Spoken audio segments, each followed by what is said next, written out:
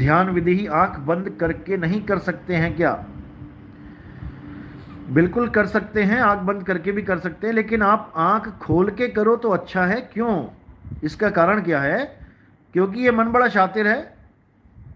आप आंख बंद करके जब करोगे तो आपको ये एक अनुभूति करवाएगा कि जितनी देर तुमने आंख बंद करके ध्यान किया, बस तुमने उतना ही ध्यान किया, उतना ही भजन किया पूरे दिन में। कोई आधा घंटा बैठा, उसे लगेगा मैंने केवल आधा घंटा ही भक्ति करी। कोई 1 घंटा बैठ गया तो उसको लगेगा मैंने केवल 1 घंटा भक्ति करी। जबकि ऐसा नहीं है। केवल आंख बंद करके बैठने का मतलब भक्ति करना नहीं है। नाम उठत नाम बैठत नाम आठों जाम रे। नाम उठत नाम बैठत नाम आठों जाम रे। आठों पहर की भक्ति है। जब आंख खोल के भक्ति करते हो, तब सूरत को जब स्थिर करते हो, तो बैठे बैठे भी, चलते फिरते, उठते, खाते पीते, नहाते धोते, हर समय अपनी सूरत को स्थिर कर पाओगे। शुरुआत कर लो आंख बंद करके, कोई बात नहीं, लेकिन जहां तक हो सके आंखें खोल के ही करो। अगर कोई डिस्टरबेंस होती है तब बंद भी करो, लेकिन त्रिकुटी में ध्यान नहीं जाना चाहिए।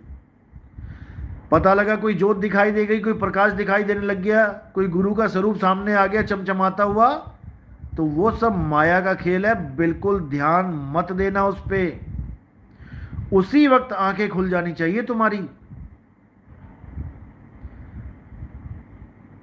गुरु का भी अगर रूप आ जाए, इतने मैसेज आते हैं लोगों के, गुरुजी आप सपने में आते हो, सपने में सवाल जवाब चलते हैं, और आप तो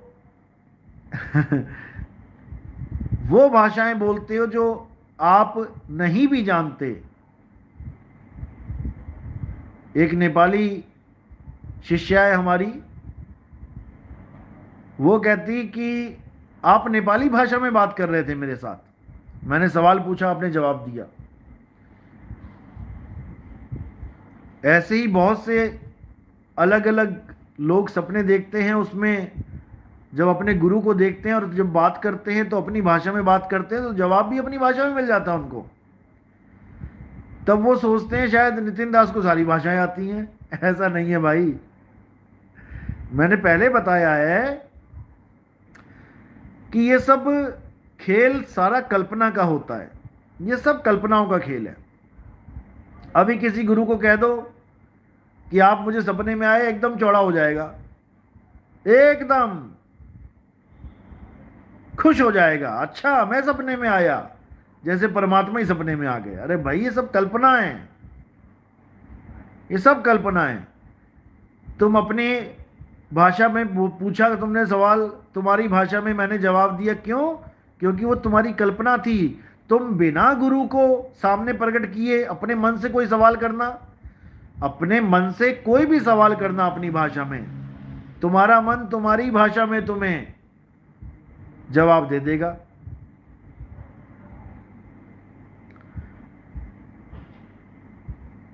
जैसे बोला गया है कि संतो तन खोजा मन पाया, मन ही श्रोता मन ही वक्ता मन ही निरंजन राया। मन ही श्रोता मन ही वक्ता, ये सवाल भी मन ही पूछ रहा है और जवाब भी मन ही दे रहा है। सारे खेल मन के हैं। अगर कोई मुझे देखता है सपने में तो ज्यादा खुश होने की जरूरत नहीं है कि मैं आ गया। ये तुम्हारी एक कल्पना है। तुम मेरे बारे में लगातार सोच रहे हो, तुम मेरे बारे में बार बार अपने जहन में लेके आ रहे हो मुझे। इसीलिए तुम्हारा दिमाग एक वीडियो क्रिएट कर देता है, मेरे शरीर का ढांचा क्रिएट कर देता है, और तुम्हें लगता है गुरुजी आ गए।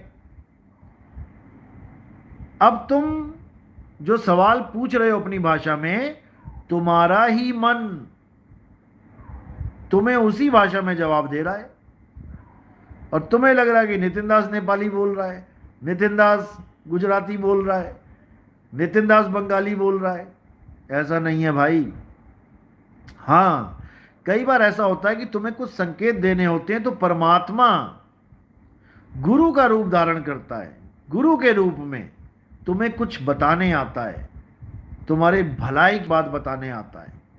उसमें कुछ गुप्त भेद होते हैं, वो अगर तुम मुझसे शेयर करोगे तो मैं तो तुम्हें बता सकता हूं कि ऐसा अगर हुआ तो क्यों हुआ, क्या संकेत है इसके पीछे, गुप्त कोड क्या है इसके पीछे। वो चीज मैं तुम्हें समझा सकता हूं। लेकिन तुम कहो कि तुम्हारी भाषा में तुम सवाल पूछो और मैं तुम्हें तुम्हारी भाषा में जवाब दूं, देन दिस इज इम्पॉसिबल। जब तक मैं सीख ना लूं तुम्हारी भाषा, तब तक तो इम्पॉसिबल ही है।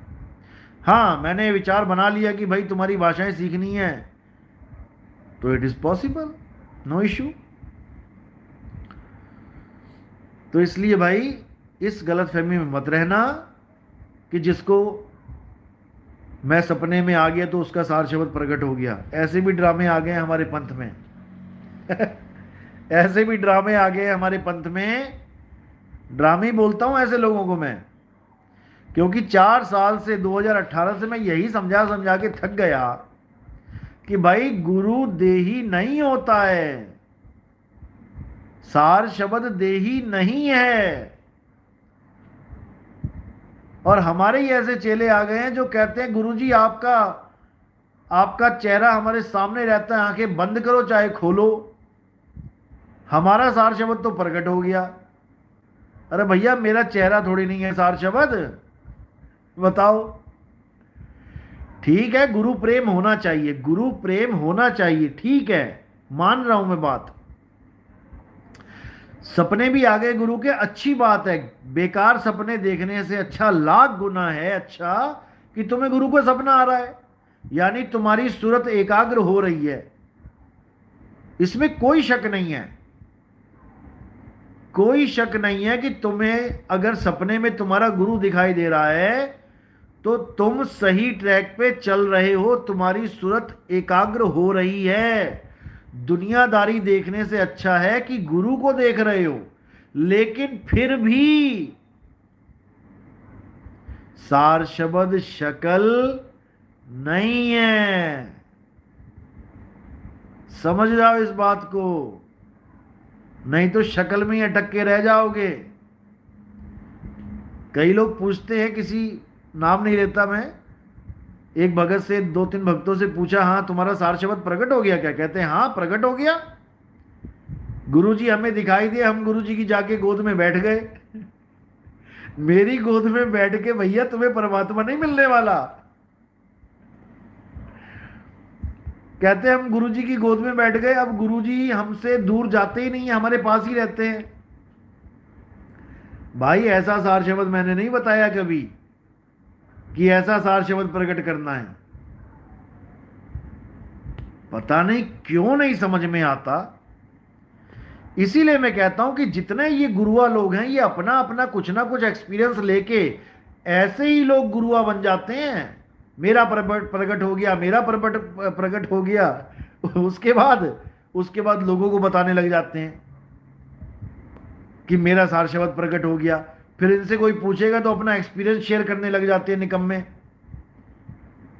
उसके बाद अपना गलत एक्सपीरियंस किसी को शेयर करके उसका भी बेड़ा गर्क कर देते हैं। वो भी ये सोचने में लग जाता है कि शायद यही सार शब्द है। हद हो गई, हद हो गई, हद। लेकिन अब क्या किया जाए? तो भाई पहली बात तो ये समझ लो, ये सब भक्तों को मैं इंफॉर्मेशन दे रहा हूं, अगर कोई तुम्हें कहता है कि उसका सार शब्द प्रकट हो गया, तो पहले तो उसको रिजेक्ट मार देना। ना तो मैंने आज तक कभी किसी को परमिशन दी है कि अगर किसी को कोई अनुभूति होती है तो वो किसी गुरु भाई के साथ शेयर करे, मैंने कभी किसी को नहीं बोला। और अगर कोई ऐसा बोलता है तुम्हें कि मेरा सार शब्द प्रकट हो गया, तो दोबारा उसको फोन मत लगाना, कभी उसको किनारे कर दो। भीखा बात अगम की, कहन सुनन में नाही। जो जाने सो कहे नहीं, और कहे सो जाने नहीं। ये दोहा अपने दिमाग में फिट कर लो, और इस दोहे रूपी मीटर से नापते चले जाओ कि कौन इस पे फिट आ रहा है।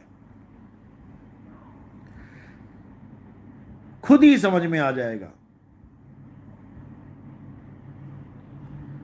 भाई अगर तुम्हें परमात्मा ने दया कर भी दी 1-2 सेकंड के लिए,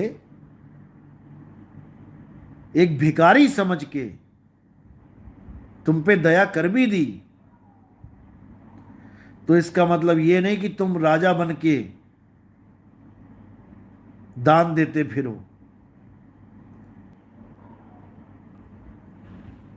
कि तुम बताते फिरो लोगों को कि तुम्हें सार शब्द मिल गया। हमेशा के लिए दरवाजा बंद हो जाएगा।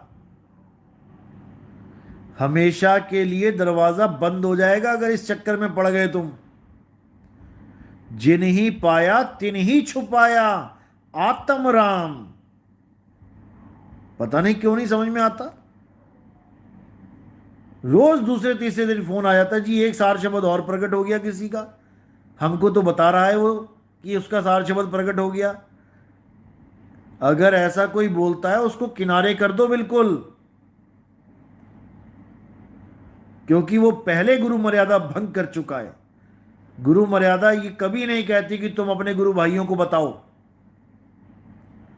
उनसे वाहवाही लूटो कि तुम्हारा सार शब्द प्रकट हो गया। बिल्कुल दरकिनारे कर दो उस आदमी को।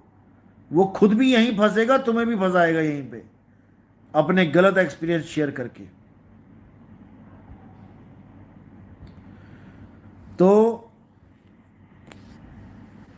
और कोई सवाल पूछ सकता है?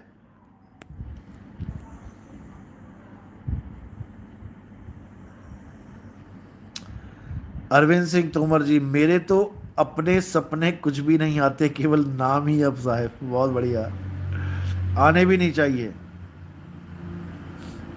पढ़ाई करते वक्त सूरत नहीं टिकती है गुरुजी, क्या करें? कोई बात नहीं, देखो पढ़ाई अलग विषय हो जाता है। पढ़ाई में ध्यान पूरा पढ़ाई में रखना पड़ता है, याद भी रखना पड़ता है, बहुत सी चीज़ें याद करनी भी पड़ती हैं, उसमें कोई दिक्कत नहीं है। आप जब तक पढ़ाई करते हो पूरा ध्यान पढ़ाई में रखो, सूरत अपना काम करती जाएगी। उसकी टेंशन मत करो कि पढ़ाई के समय मेरा क्या होगा। जब तक पढ़ाई नहीं कर रहे हो, जब तक सूरत अपना काम कर रही है बढ़िया से, जब पढ़ाई कर रहे हो तो वही काम धीरे धीरे हो रहा है, लेकिन हो रहा है कंटिन्यू। उसकी चिंता मत करो। जहां पर पूरा ध्यान देना है वहां पर पूरा ध्यान दो, बाकी सूरत अपने आप कर रही है, उसकी आप बिल्कुल चिंता मत करो।